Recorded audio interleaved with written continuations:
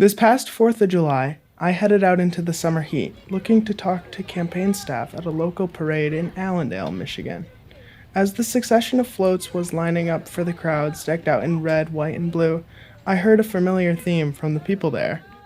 I would say we're Republican, conservative. When Trump ran the first time, I took the signs out of my dad's yard. And then the second time around, I left them in. I say what I feel, whether you like it or not, but I also want to make sure that politics isn't something that hurts people. That's Chris Clark, Ethan Parcher, and Melissa Rashidovich. They were all volunteering for different political campaigns at the parade. Young conservatives like them were exactly who I had come to find. I've been curious about what's changing in conservatism for the past few years now, especially since my own home county of Ottawa made national news for its reactionary COVID policies. Those were shepherded into law by a set of hardline conservative commissioners. It was a sudden shift to the right that caught many people off guard. But it didn't come out of nowhere. So I set out to figure out how young Republicans are making sense of their party right now and their place in it. I'm Ethan Meyers, and this is What the Vote, a podcast about the issues that are important to Gen Z voters this election.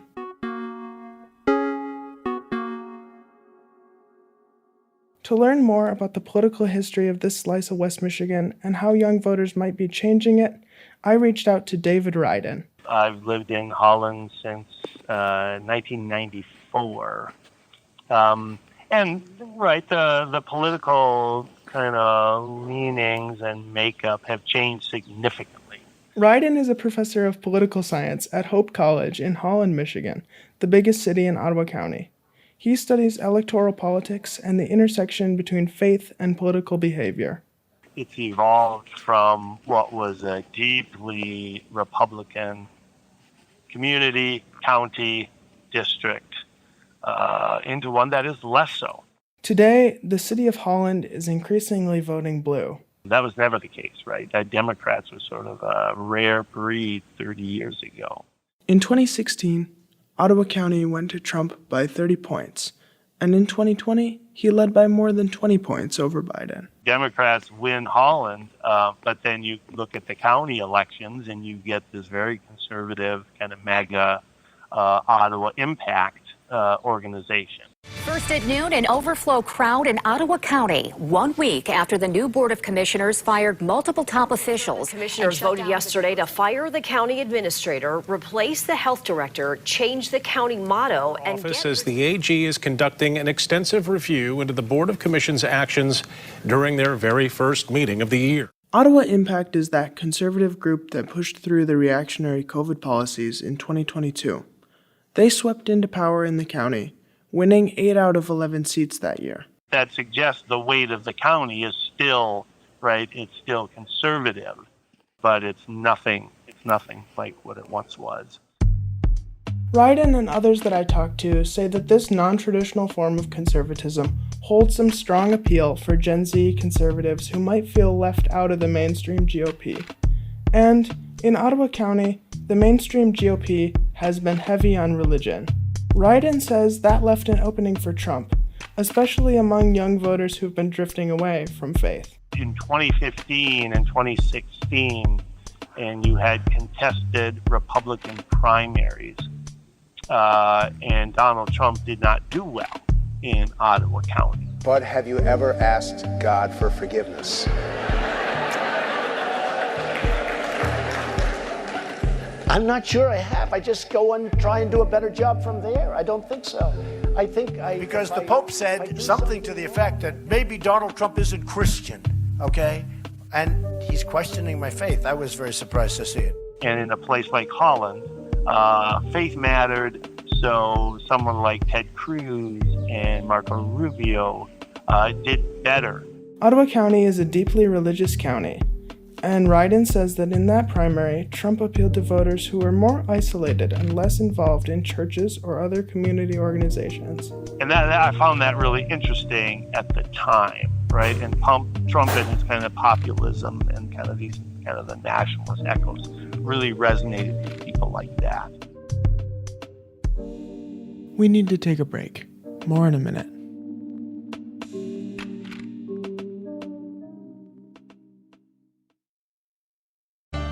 Hey, it's Peter Sagal. Wait, Wait is coming back to the Fox Theater on November 14th. It's been too long, but we like to wait long enough for you to forget what we look like, so you can be surprised again. For tickets, go to michiganpublic.org/waitwait.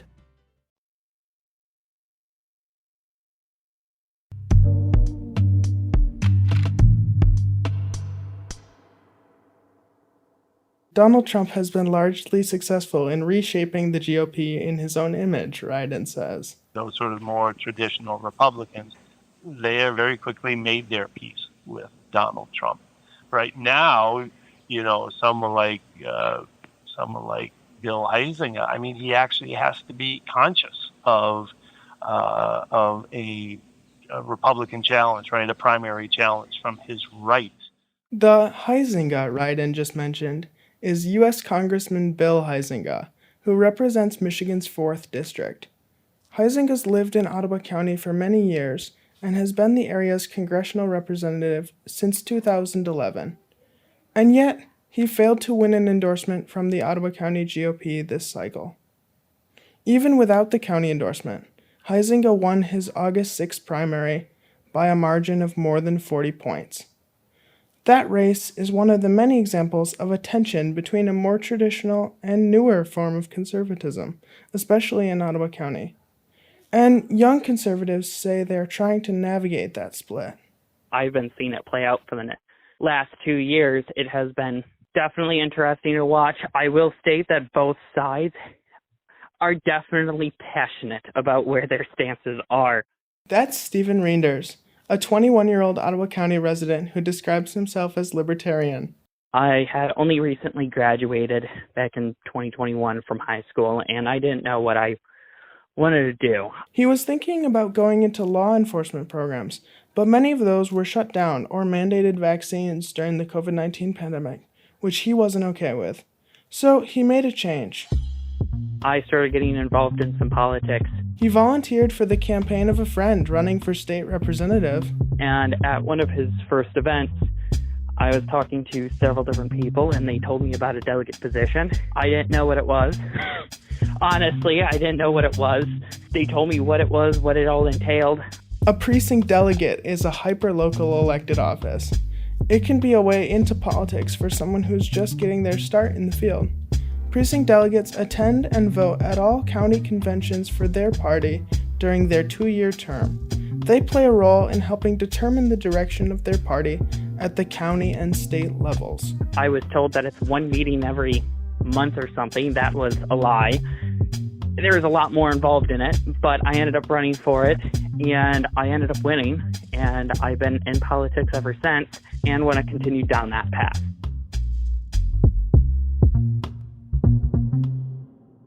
The next step for Reinders was a campaign to become trustee in Grand Haven Charter Township. While he lost his bid in the August primary, he's not discouraged. There's a lot of work that needs to be done in the township, and I plan on getting a lot of work done here in the township. Maybe one day I'll make it to the governor's office. It was striking for me to meet someone my own age who not only had clear political goals, but was acting directly to achieve them. That's a step a lot of us haven't taken yet. Reinders says, as a young person hoping to go somewhere in politics, he sees too many career politicians who've forgotten their roots. I see that in a lot of politicians today, is when they get elected, they decide to go wherever the money and power leads them, and they forget where they came from and who their community is. That's something I don't want to do. I want to continue to work for the people, by the people. While Reinders is pretty focused on his local community, some of the other young people I talk to have national aspirations.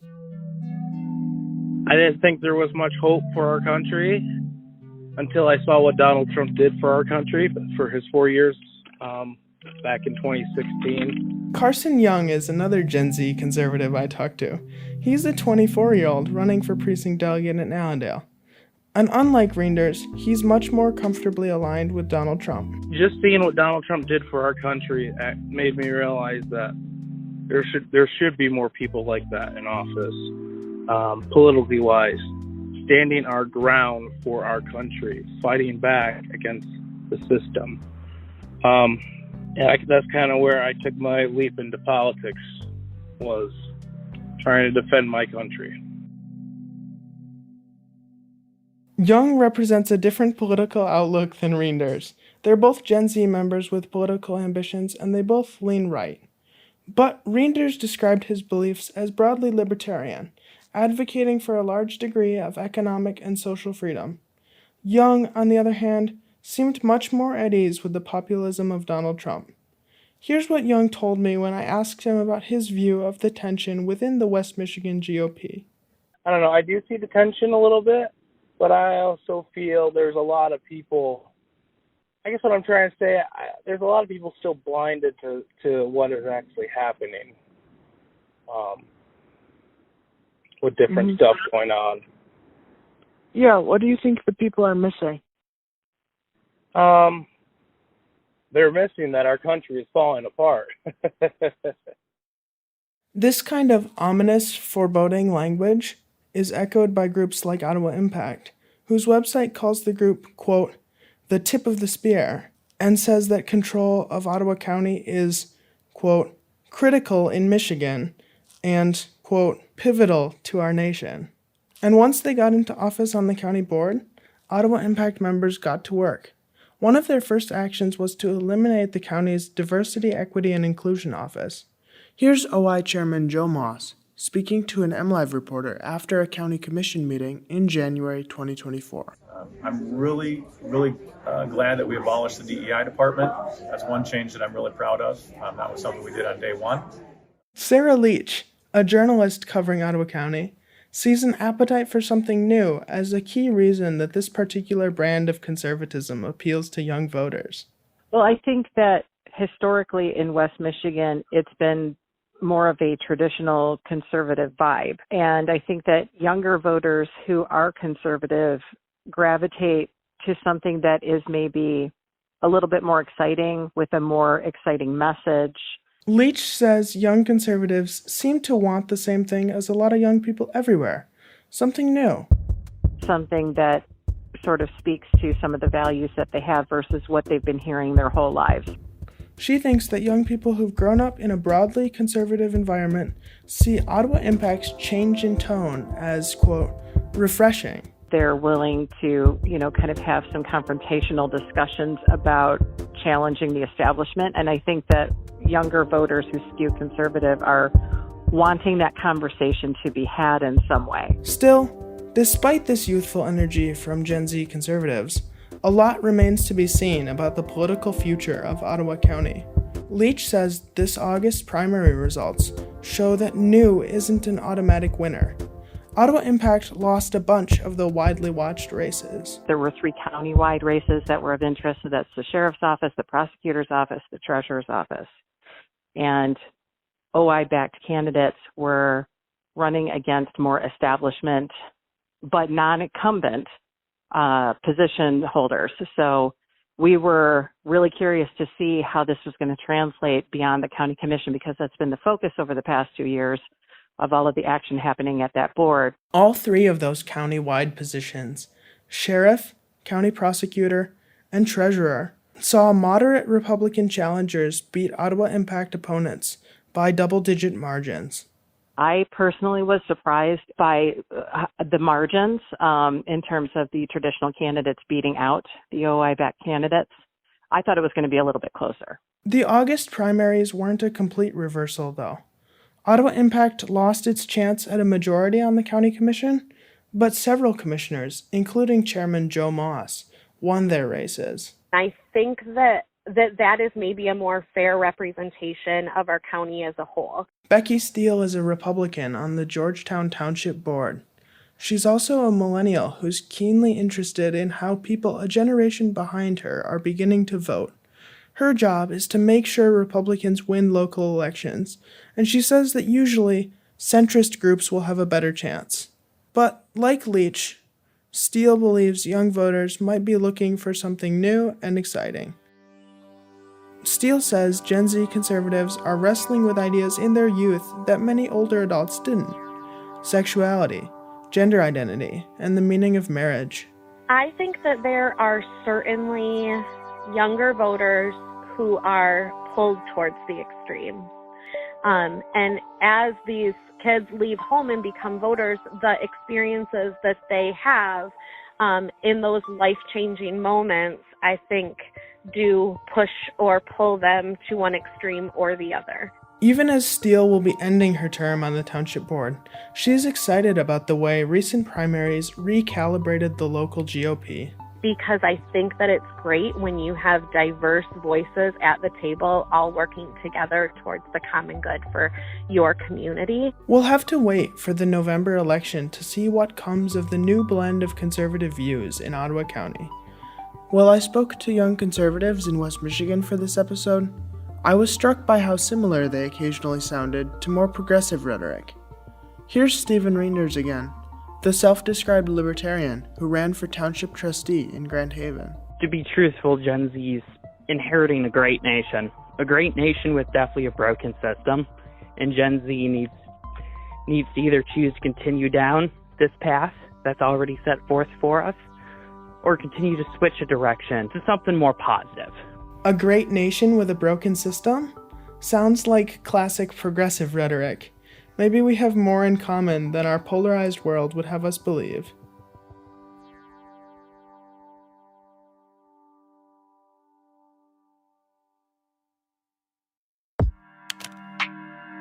This is What the Vote. I'm Ethan Meyers.